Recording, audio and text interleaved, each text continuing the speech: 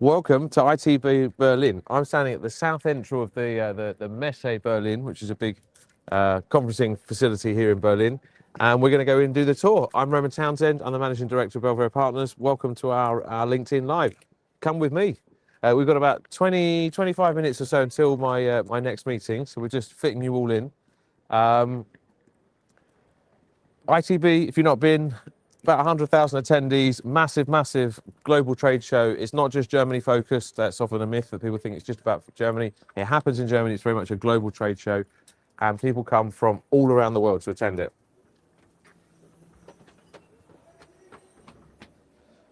I can now take my glasses off. I wasn't just trying to be cool. It was genuinely really sunny out there. This is the main entrance. It's now around 1 o'clock in the afternoon, if you're tuning in from another time zone. And right now it's a bit quiet, but if you come here in the morning time, it's absolutely packed. Literally about 100,000 people come. The train station's packed. You can't get taxis. It's absolute chaos. Come with me. Let's go do the tour. You can get yourself a ticket. I think they're either free if you register before a certain date, or if you do it after a certain date, it's like, I don't know, $50 or something like that. Have you ever worked out how much it costs, Zoe? I don't think it's even a consideration. €80. 80 euros, there you go. Hey. What's going on here? Oh, thank you. Thank you. Thank you very much. Thank you. When you're attending, one of the things that you will notice is that this space is like huge.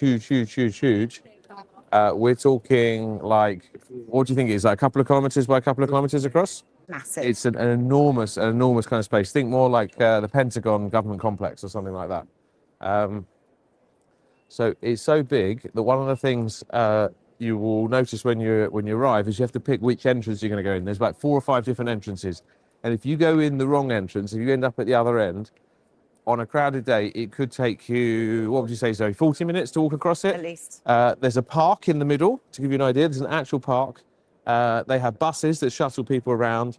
And the whole navigation of it is very complicated further, not just by the fact that it's very big, but it's built in a kind of like higgledy-piggledy type style, where I guess that over the years they've just added an annex. So it's definitely not done like you do it from scratch.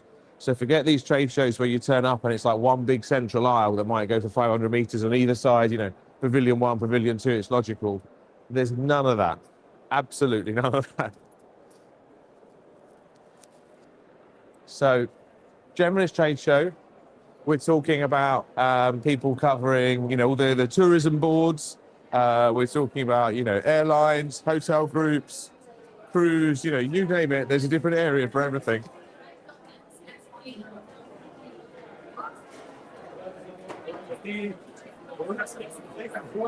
And as such, you've got something like, I think it's 22, 23 different halls. Each hall is like 2-3 football pitch sizes. But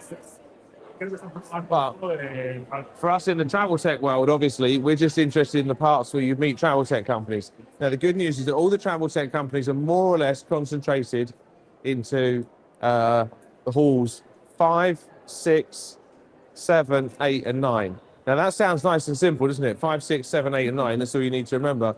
But actually, 5, 6, 7, 8, and 9 don't really all lead into each other and flow in quite the way you want. So look, here we are. This is an example. We have to walk between buildings, and there's a point where you have to cross over a road.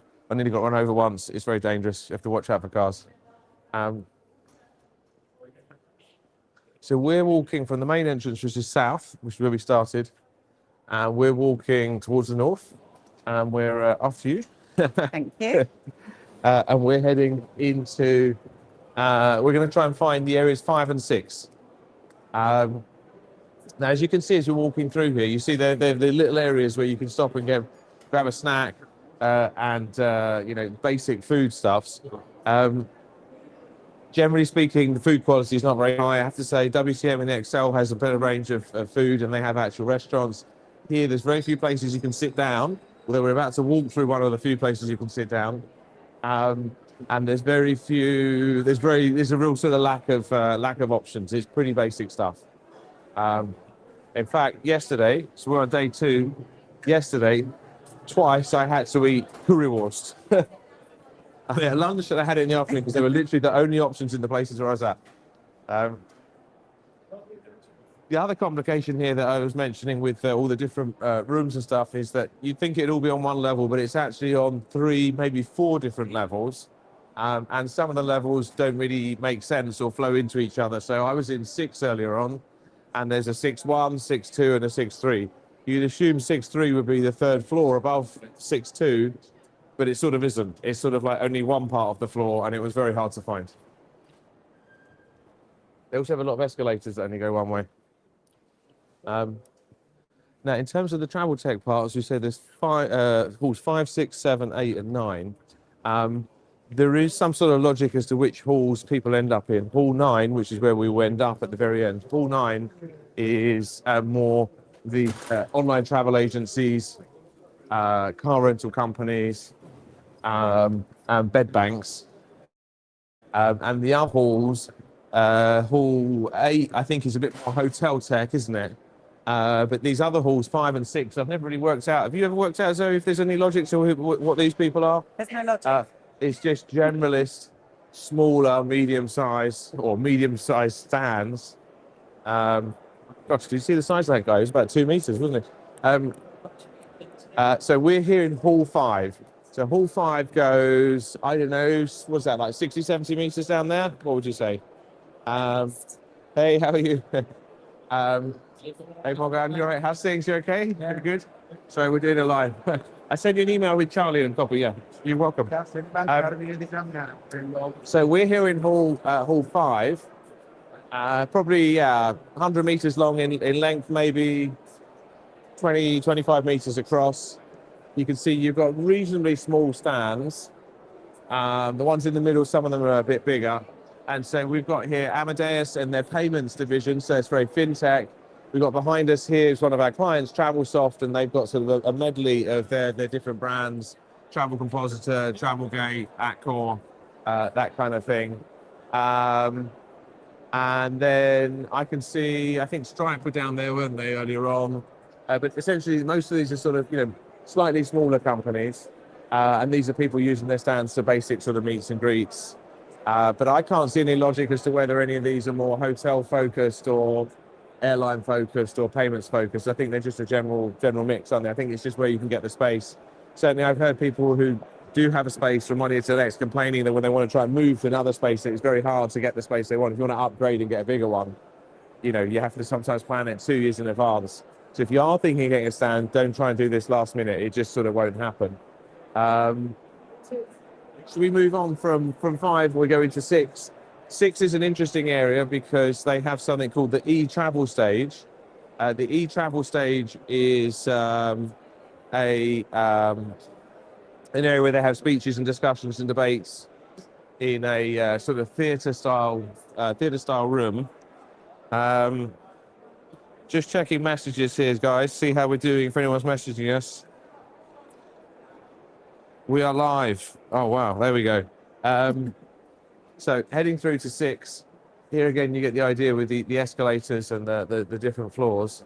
Although I said it's all 5, 6, 7, 8, and 9, I'm talking first floor. If you went to 5.2 or 6.2, it's something totally different, isn't it? It's like DMOs or something like that. So let's wander a bit further along here and we see to find the e-travel stage. What they do have in this area that I like here in the 6 that they don't have in some of the other ones is they have some very smaller booths for people who've got like a kiosk or whatever the word would be, like a sort of a stool area and a table.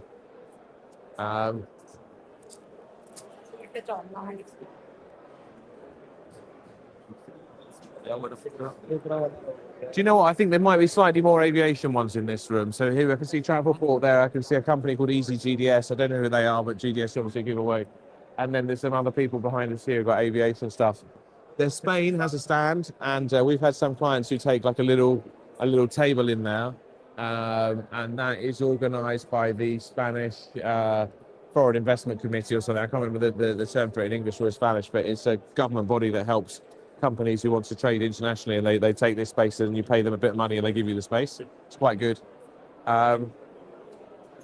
Travelport, I think it gives you an idea of what they've become now, doesn't it? Look how tiny their stand is.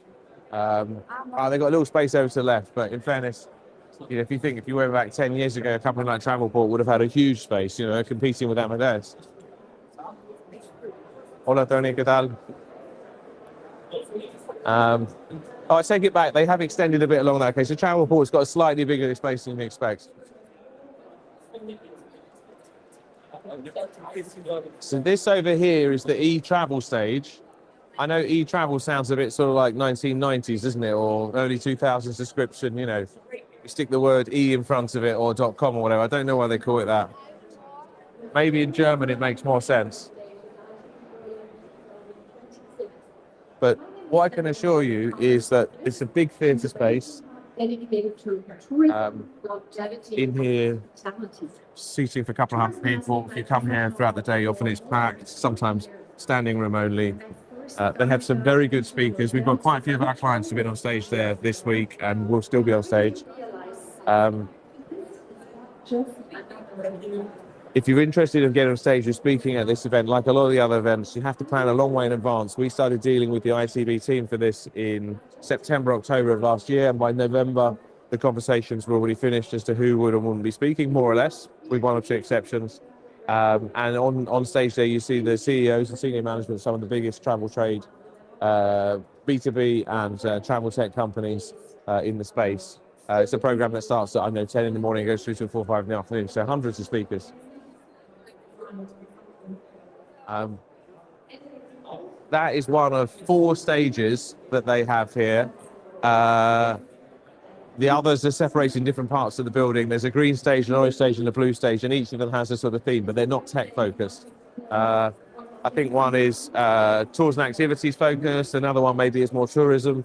I'm not so sure because they're not really relevant for us in the travel tech space. We do have 1 or 2 clients who sometimes have sessions on those. But most of the things, if you're a B2B tech company, is in there. That's it. And maybe if you're an OTA or more consumer-focused travel tech company, then maybe you might have occasional opportunities to be on some of the other stages. But relatively limited. This here seems to be an area where we've got lots of eSIM companies. They seem to put them all in one space. I don't know if that's so that people can avoid them. Or whether, sorry.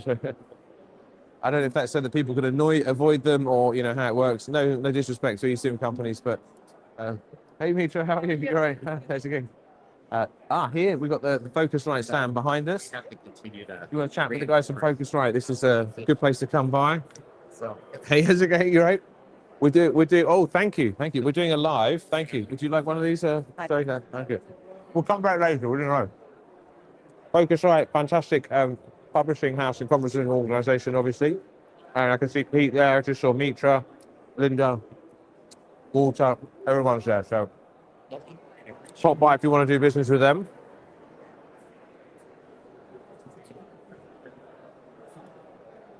Those who don't know, we do the PR for Focusrite as well. So for all of their events, we're putting out news and inviting media, that kind of thing. If you're a journalist, you want to come along. So moving forwards again here, so we've just stepped out of 6. We're heading into 7. Again, we've got to cross the road, gives you an idea of the size of the infrastructure here. Right, do you know what? Let's have a look at a map. Right, so basically the rule is, unless you've got a degree in cartography and you are very well coordinated and you've been here about 10 years running, then you have no chance of being able to work your way around this building. This all looks super simple, doesn't it? 7 goes to this, and It's not like that. Let me tell you some examples, right? Some of these, the walkways between them will be closed because that one might be closed. I think 10 is closed, isn't it? I don't think you can get in there. So if you're going from 8 to 11, you've got to walk around here, which in some cases means you've got to go through cranes. Last night I found myself doing the walk this way. I went through a tunnel that had cranes and buses coming along and me being pushed up against the wall. Pretty dangerous. And then, as I said here, so the 6.1 ground floor, 6.2 floor above. You then go to 6.3. It's not there. Why? Because 6.3 is actually really back here, and it's just this bit. So you have to walk all the way along there, go up some stairs there, and then you get to it. It blows your mind. Allow a lot of time allow a lot of preparation, look at the map a million times, and then you might just get to where you're going. The problem you've got is that when you get to where you're going, for sure the other person didn't get there because they got lost along the way. This year, the Wi-Fi and the internet seems to work reasonably well, but I certainly remember in years gone by, you could be here and you could send a message to someone saying, "Where are you?" and then the message would only deliver half an hour later or something. Whereas this year, in fairness to them, there seems to be pretty good telephonic connections here in the building. But I really can't stress how long it will take you to get from one place to another, even if you know the route. I've been doing this for 10 years now, I know the routes, but still, it can take a long time. How easy it is to get lost and confused. And then the fact so that the person almost certainly was running late and themselves confused and don't know where they're going. So you've got to be really specific with people about where you're going to meet. You certainly can't be saying to them, "Let's meet in hall 9 or hall 7 or something," because these things are so big, you would never actually coincide with them. So you need to give often some kind of reference point. So I often say things like, "Meet me at the booking stand," or something like that. One of the stands is really big and it'd be hard to miss. That would be my advice. As you come into this area, so we're now in hall 7, this seems to be much more hotel tech related. So we're talking PMSs, gateways, APIs, payment companies, bed banks, that kind of thing. A lot of on-property tech.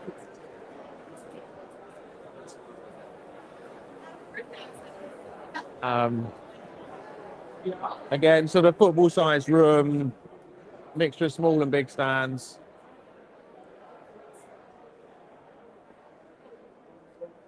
So that was 7.1, I think, wasn't it? We've now got to go up an escalator.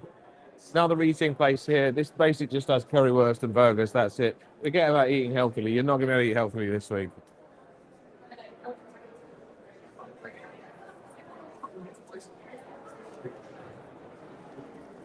Bring your own fruits, bring your own bananas, bring your own whatever.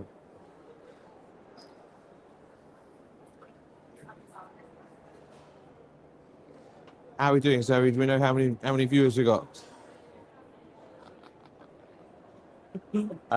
So up the escalators here.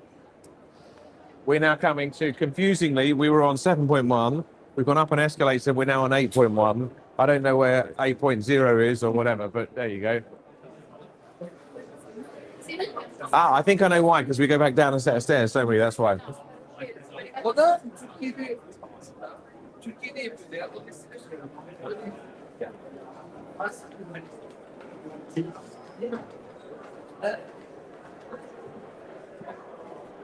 So this is 8.1, and I think it goes on to 9.1, doesn't it? But maybe you can see there, it's a very long corridor. That's got to be a 200-meter sprint, isn't it? All hotel-related tech companies, on-property stuff. So here we've got Duetto. So I think some names that we would recognize. TripTease, we recognize those guys. BeyondX are down there. We've seen Derbysoft, one of our clients. RateGain. Small to medium-sized booths, left and right, as I say, all hospitality tech related, distribution, on-property tech, payments, APIs, all that kind of thing. A lot of names you recognise and a lot of names you wouldn't recognise. Just conscious of time, so what I did want to do, we don't have time, was to take us up to the top 8 floor, which is a food hall, which is the only place, we don't have time to do it really, I don't think, but it's the only place where you can go and they have more original and authentic type food. So there's a big hall and they just got food trucks that they bring in somehow up there on the 3rd floor. I don't know how they get them up there. And there I saw a Persian tapas place, there's Spanish food. Last year I remember having a great steak sandwich. So there's a lot of options up there. It's a good place to meet people. So that is, what is it, 8.2 or is it 8.3, Zoe? Maybe it's 8.2. But that's a good place to meet people. And as I say, really good food and not bad prices. We're now going to finish up. We're going to go into hall 9, which for the TravelTech space is the biggest hall, really big hall, probably 4 or 5 football pitches sort of size hall. This is a very transited route here. People coming in and out the whole time. So 9 is where you have the biggest companies, I suppose, or the biggest stands, which often the two often correlate, don't they? Um, and there's a big focus on the OTAs. So you can see here Booking. I think round to the left we got Trip.com, and you got the car rental companies. I don't know why they lump the car rental companies in with this. Do you? I always find it a bit of a weird one, but maybe it's because they're kind of like OTAs, aren't they? They sell online. I'm not sure what the thing is, but the theme for this room, I suppose, is online and the big ones. Trip.com here, we'll walk around there. Oracle, I'm sure you all know Oracle. Presumably they're in here because it's too big a stand for them to fit in the other hospitality tech space. You look here, they've got a double decker. There's people actually holding meetings up there. Look at that.